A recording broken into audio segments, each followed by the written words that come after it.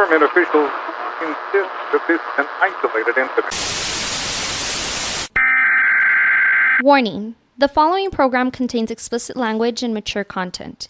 It is not meant for the easily offended. So if you are an emotional pussy, please refrain from listening. Thank you and enjoy.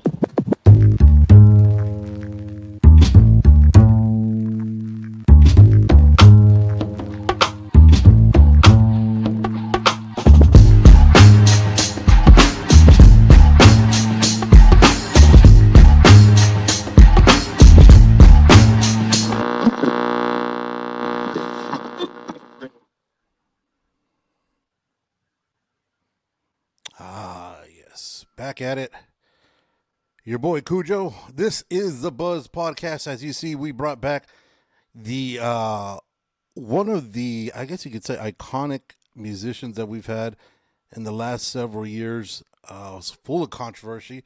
He goes by the name of Michale Graves, formerly frontman of the Misfits. Now he is on his own doing his acoustic tour right now. Part of the Third Eye Carnival coming up pretty soon. What I wanted to do, I know we had an amazing 2-hour podcast, and I think we could have gone easily for another 2.5 on everything on everything life and whatnot. What I want to do is it's a little segment called 10 Shots, No Chasers. It's a little bit more about, the rumors or headlines. It's about getting straight answers from the man himself, Michale Graves. He's been called everything, like I said, from a punk legend to a political firestorm.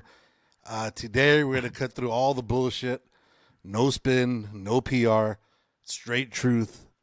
Talk about the controversies, the Proud Boys, cancellations, and where he really stands. So this way we get to debunk either all the pundits that are on the internet and, everybody who has an opinion on everything. So again, 10 shots, no chaser. Mike, I appreciate you doing this again.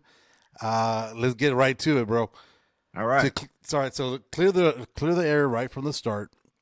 When people label you a Proud Boy or far right, what's the truth? Who is Michale Graves really politically? Who am I politically? Yeah. All things really flow through my faith in God and my Christian belief. So, when people call me a Proud Boy because of my affiliation with the Proud Boys, they think, and maybe I'm like showing up to meetings and, doing things, but that's not the case. Right. It's not that I don't necessarily support some of the things that they do, some of the ideas that they have, politically, some of them spiritually, some of them not. But I don't know what the other thing was, but I'm a musician. I'm an artist. First and foremost, I always have been from a very, very young age. And I've never been anyone really that put myself in a box. Well, we talked about that last time. Like I've never been, and I've never said that I represent the punk nation, that I represent what punk is supposed to be. Right. That's not, and I never said that about metal, and I never said that about rock. Maybe a little bit about what was called horror punk, but never politically.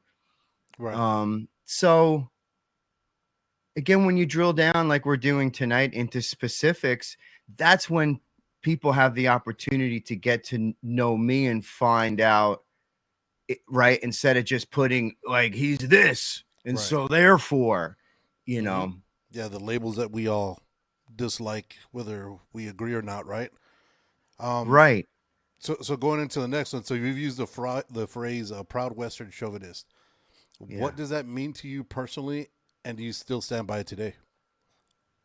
Well, that means to me that I grew up in Western civilization. Western civilization is something to be proud of. I don't understand why that's a bad thing. I'm very patriotic. I love my country. I understand the history of my nation, and I'm proud of the things that Western civilization, when people who are opposed to that, what they're thinking is, their hatred for capitalism and their hatred for, what they believe, white supremacists and this, Western civilization is built on the back of slavery. And I disagree with that. And so when I say that I'm a proud, when, the phrase a proud Western chauvinist, that's saying that I love my Western civilization. I love our customs. I love our history. I love our people. And I'm proud of the things that came out. I mean, that's, crazy to not be proud of things that came out of our society. Right. Yeah. Yeah. Good or bad, right? That's how we learn. We. Of course. Western civilization is, think about the Magna Carta. Western civilization is the Declaration of Independence. Western civilization built railroads and the internet, and sent people into outer space. Right. Western civilization is, I mean, just look at everything that we've done. Okay. So you testified at the Proud Boys trial, right? And that's always something. I know that's something we went into very late in our 2-hour Yeah. marathon. Yeah. So just to clarify to everybody, were you there as a supporter, a witness, or just trying to tell your side of a story? I was a witness for the defense. Okay. I was a witness for the defense because I knew that day, where I testified to the fact that the plan that day was after the rally, the Proud Boys, including those except for Enrique Tarrio, who wasn't in town, but everybody else, that the plan was to march to the Capitol and do the rally thing and listen to the speakers and then march, walk back to the Airbnb where I would be along with my manager. And I was going to hang out with everybody and I was going to perform for everybody. And that's what I testified to. Okay. So when all this started, the backlash, the headlines, the protests, did you ever sit back and think, maybe I played a part in this? Or do you feel completely misunderstood? A part in January 6th? No, just in all the backlash in general, that everything that's come from either, part of the January 6th, part of the testifying, and then I guess part of whatever you've been putting out there in the ether. That my actions, well, obviously my actions have caused a response. So of course I take responsibility for my actions. And so of course I have some sort of responsibility because those are the decisions that I made. It's the reasonability of the response and some of the response, especially that we're talking about.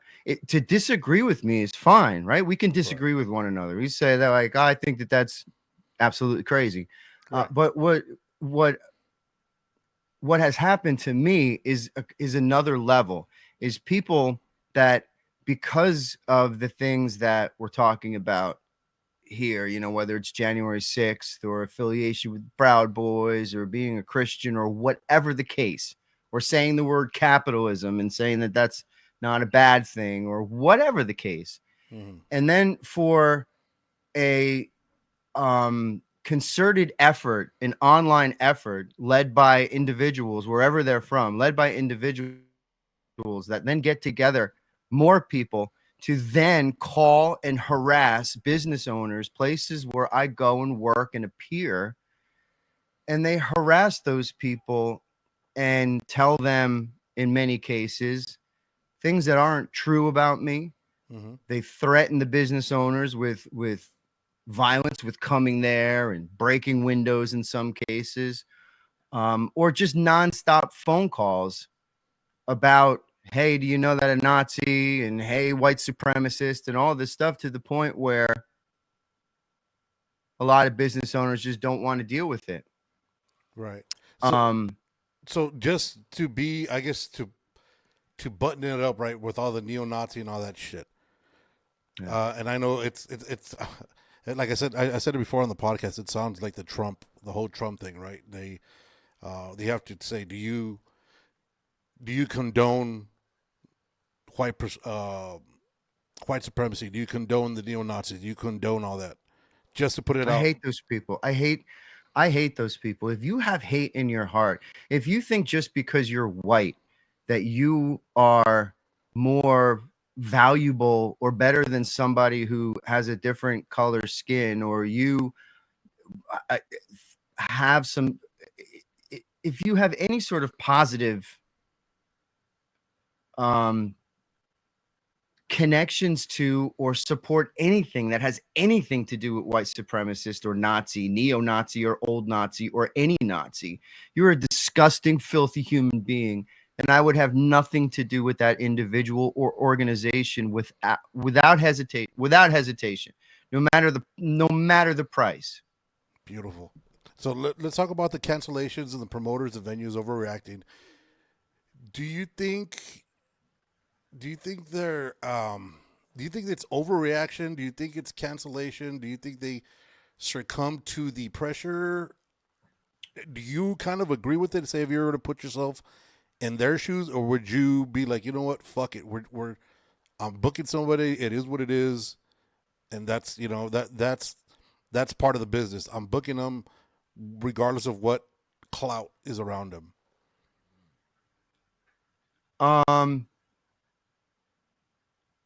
I mean, there certainly is a line, right? I mean, Mm-hmm. if like, for example, if a band that loved Screwdriver and a band that was emulating Screwdriver and saying those same things, same on the left, if it was a far left band and they were all about violence and superiority coming from the left, which would be more whatever. Right.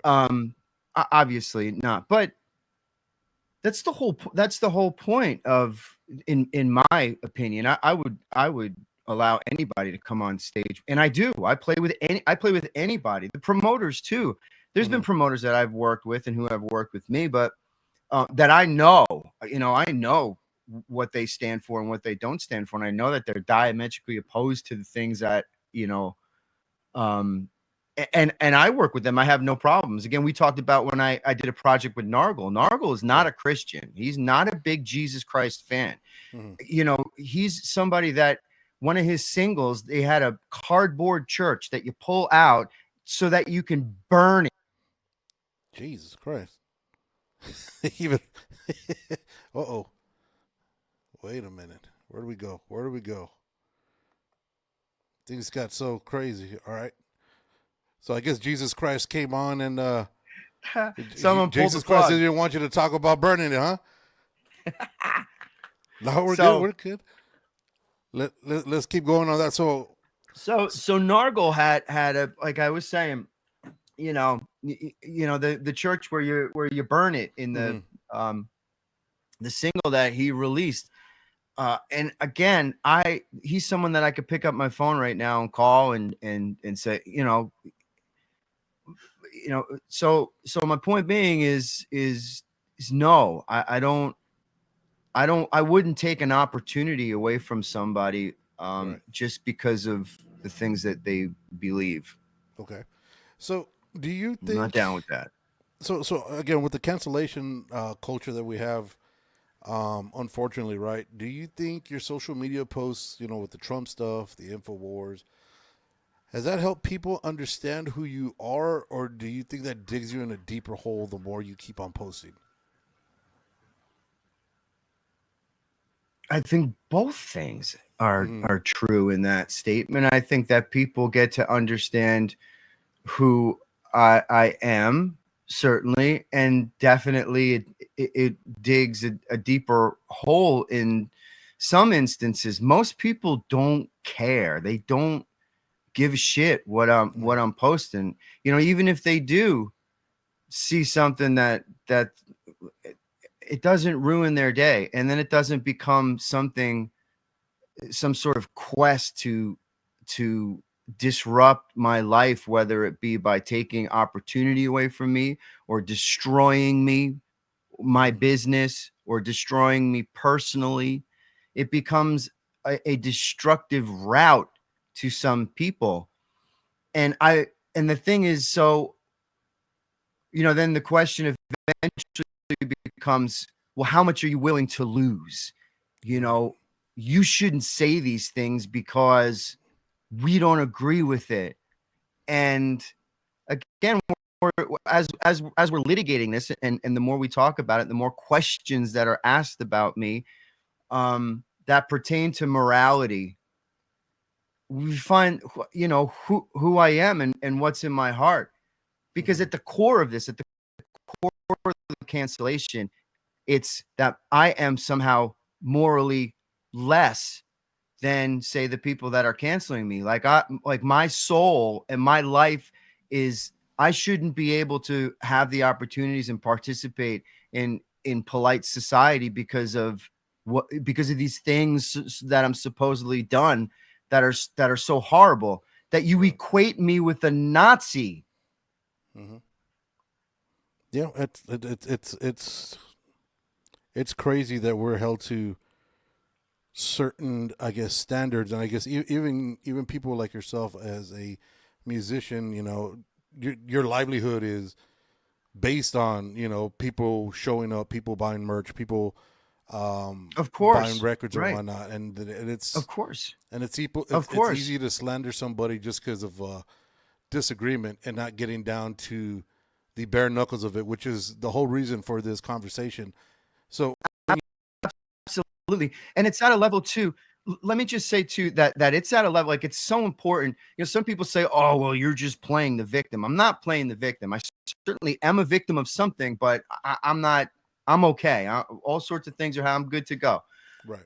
But it's, if this was just a campaign of people like making fun of me, or, you know, creating, you know, pictures of me that, you know, all right, you want to make fun of me and call me whatever and say that I suck, I can't sing, I ruined the Misfits, I'm dumb, whatever. That's one thing. But we are talking about the destruction of my morality, where I have been created into in you know, the thinking of this certain group of people that we're talking about. I am this thing, I am this monster that is subhuman, literally, like literally. It's not a game, where I'm subhuman to them. And I don't know if it was you and I that were talking about it, but for example, when you go to boot camp and you go into a military boot camp and you don't understand, you have to train to kill. Like, those drill instructors at some point in your training are teaching you how to kill someone, and the way that that's done psychologically is to have the image of your enemy as less than human, is less than you. So Right. when you do that and you continually do that, that makes it so the point that I'm trying to make is, when you equate somebody to and I know that is speaking to the choir in a lot of cases now, but when you do that, we have to be redundant, because it are dangerous times, right? When you do that, it becomes dangerous, because it's easier for someone to destroy that person when they don't believe that they're as human. What a disgusting thing to do. What a Right. disgusting thing to do. Yeah, you got to dehumanize them, right, and make them an object instead of a person. That way Exactly. you can ratify, or you could actually compromise and say, I did that because of A, B, or C, to a Right. thing instead of a person. So Right. when you see people online calling you, again, the racist, fascist, what hits you first? Anger, frustration, or do you just shrug it off now? Is it to the point where it's like, damn, like no matter what I do, it is what it is. I can't do nothing about it. I get frustrated because one of the things that I've immersed myself in since a very young age is World War II history, the Third Reich, Nazis, Mm-hmm. and the totalitarian state of the world in history that we've seen in the past, and the whys and hows of it. And so when I see that, when I'm equated to a fascist, or a white supremacist Nazi, what flashes in my mind are all of these examples in history where innocent people, for example, in the Holocaust, where millions and millions and millions of people who did nothing wrong, innocent people, were just led off to slaughter. Mm-hmm. And for people who really believe that they could make over a world, and in their own image, and other people were less than they were.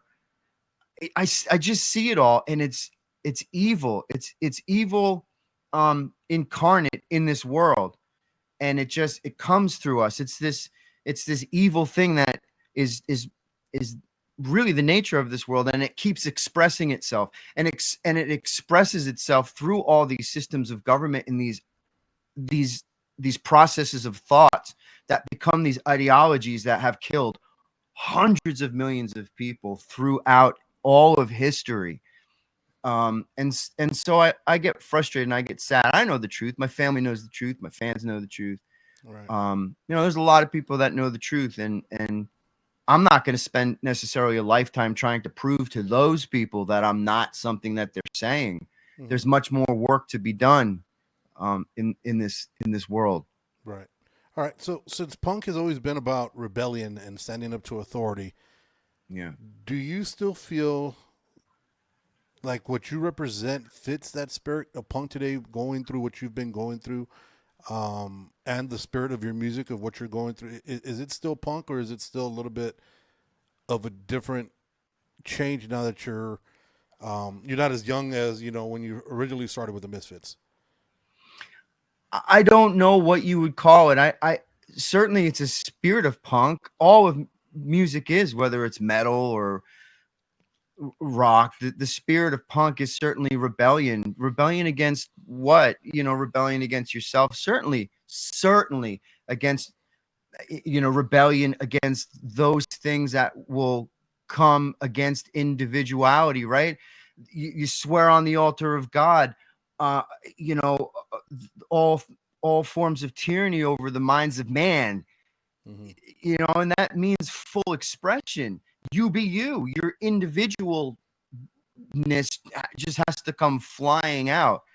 I support that, and um, and so if that's punk rock, okay, then that's punk rock. If people don't think that the music I'm making or the life that I'm living is punk, that's cool too.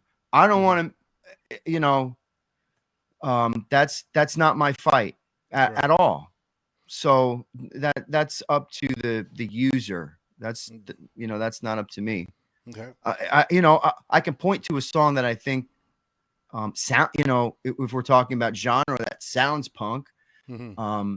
But I don't know if what punk rock is today as a total scene. I certainly don't fit into what is considered American punk rock and its ethos. Okay. So I know we've talked about in the last podcast, again, 2-hour podcast that we did, we got pretty deep into all of this. And the one thing you keep bringing up is your faith in God and religion and how you are how you were born again. For people that are atheists, for people that are not believers of God or not the God that you follow, do you feel that alone is a big issue of why you might be targeted or why people just dislike you for whatever reason? Do you think that has No, a big deal with it or no? no, I don't think so. Except in the circles that are hating me. Right. You throw that in, that that I'm a believer, right? That Jesus Christ is my savior. He's my hero. Right. That on the surface, some people go, what the fuck is, they don't get that. Right. And that's why we have to have these conversations. Like, what do you mean by that? Right. Yeah. How does that affect your life? Like, why is he your savior? What does that mean? Does that mean that, again, like, you hate gay people? Because a lot of the people that don't understand, right? They just, if you've never, all of that you've run into and all that you've experienced is like perhaps maybe just some hardcore Catholic people, right? That they're judging and they don't like this and you can't have that, and if you're there, you're gonna go to hell. And then you kind of think that everybody who mentions or Christianity or God or Jesus is like that. There's this hateful element to it. I totally get that. Or people that have been what do they call it, like church hurt. Mm-hmm. I totally get that. And that's why long form conversation is a good thing, where people say, wait a second, now we'll give you 2 minutes. What does that mean? Like, Yeah. frame, how does that, and that's how we learn about one another. Yeah, I believe, like you said, the fact of conversation, not only long form conversation is the way we learn about each other, but it's the mindset you bring into that conversation. If you come in with the mindset of, I don't like this guy, no matter what this guy says, Mm-hmm. I'm not gonna agree with it. Even if I do agree with it, I gotta spin it my way. People have to have an open mind to conversation and have the balls to say I might be wrong about something, and now I got to accept that, as opposed Totally. to no matter what, I'm right, you're Absolutely. wrong. All right. So the last one I got for you, Mike, because I know, like I said, I know you're a busy man. You're getting ready. October 18th, you're going to be down here in the El Paso area, throwing down the concert, Yeah. And acoustic then I go and to South America for a month. for a month of down in there in South America doing. What are you going to be doing in South America? So 23 dates in about 25 days, I'll be performing uh music from Famous Monsters, American Psycho. Okay. Um, you know, Okay. I'm rocking out with the band. The word. All right. So the last one I got for you, if you could change one thing about how all this has gone down, with everything from, everybody keeps on bringing up, the white supremacy, the fact that you testified Proud Boys, everything that's gone down with the InfoWars, the Donald Trumps, the fact that you say you're conservative, the fact that you talk about, God and your religion. If you could change anything about everything that went down with you, what would you do differently, if anything?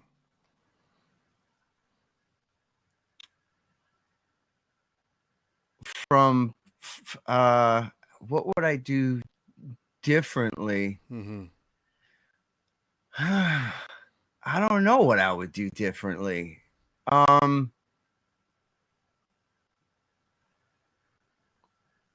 I don't know. I don't know that I could have done anything differently that would have changed the outcome, other than saying to myself, if only I had not put something up, or if only I had not said this, or if only I had not, I don't know, what, appeared with Alex Jones or something. But Mm-hmm. I didn't do anything wrong. I didn't do anything that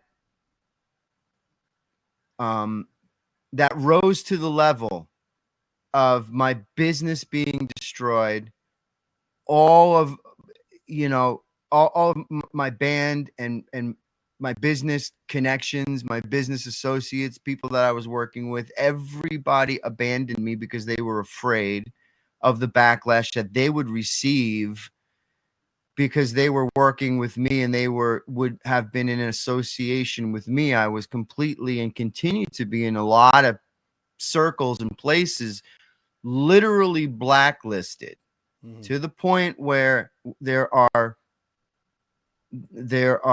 examples of mayors of cities having to come out and defend my First Amendment rights to come to their town and play my acoustic guitar and sing my songs, because the backlash becomes so crazy and people hate on me so much on this campaign to destroy me. No, I don't think that I've done anything that elevates, to that level. So Mm-hmm. I don't know. I was very clear. I continue to be completely transparent. If people want to ask me questions, hard questions, difficult questions, uncomfortable questions, that's cool. I'm not Right. hiding anything. I've never gone into hiding, right? I'm constantly looking to um to communicate and express myself, and that's why I became an artist. Beautiful. Well, again, I appreciate you coming through after our long conversation that we had. I believe it's October 18th, right? So we're going to be here Yeah. in our area, October Yep. 18th, as well as right after that going through and touring through South America. The whole reason, at the end of the day, what this show's all about, is a real conversation like we were talking about earlier, right? And this one, again, is just a little 20-minute, 30-minute snippet as opposed to the 2-hour conversation that we already had, where we want real conversation. We want no filters, no fear.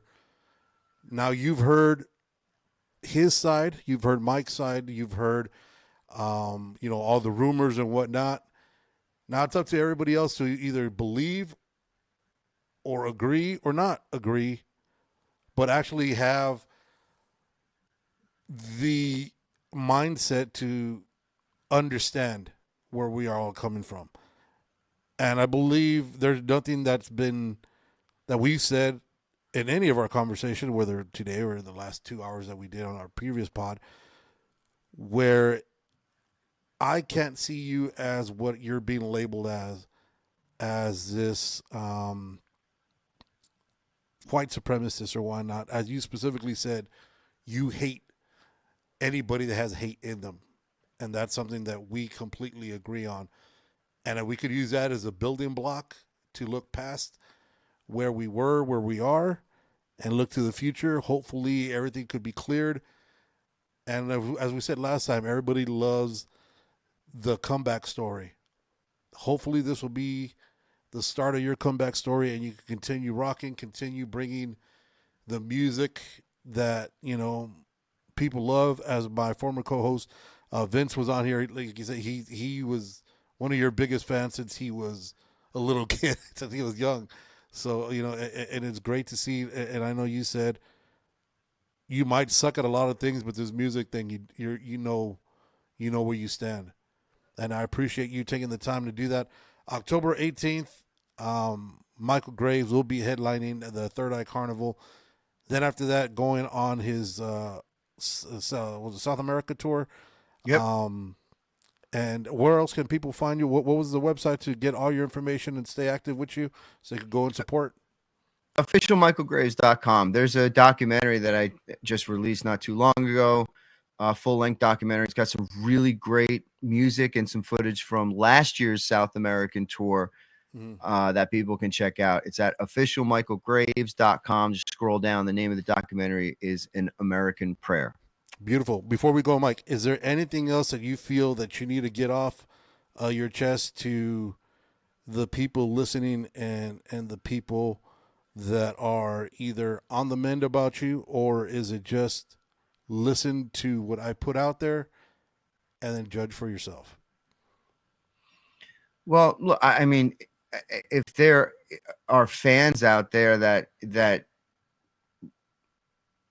love music and they want to come and listen to what I'm doing, I don't mix. I'm not on a mission to change anybody's mind about anything. I'm in love with the magic of the music. I know what it does for people, and I know what music does for people that aren't like me, and I know what music does for people that are like me. And it's a very powerful form of energy that we have here. And I know how healing and helpful and strengthening it can be. I know what a building block it can be in people's lives. And that's what I'm offering with my performances, especially my acoustic performances, to just feel your way. You feel your way through. Of course, it's cool to see the execution of it all, of course. But it's also something that it's a very emotional thing. And that's what my mission is. I'm just trying to figure things out too, right? And I'm happy that I have these gifts of music, that I can reach people so deeply, and whatever that does for them, I'm happy to do for them, and no matter what, Right. and no matter who they are, or what they believe or what they don't believe or how they look or how they don't look. Yeah. I don't care, right? Come as you are. Beautiful. Yeah, I love everybody. Yeah. So remember the official michaelgraves.com. Get that. Check out that documentary. Follow through what he's going through. October 18th, he'll be here in the El Paso area, Third Eye Carnival. Make sure you get your tickets for that. Celebrate with an open mind, people. That's the only way we can move forward. Yeah. Till next time, peace, love, and chicken grease.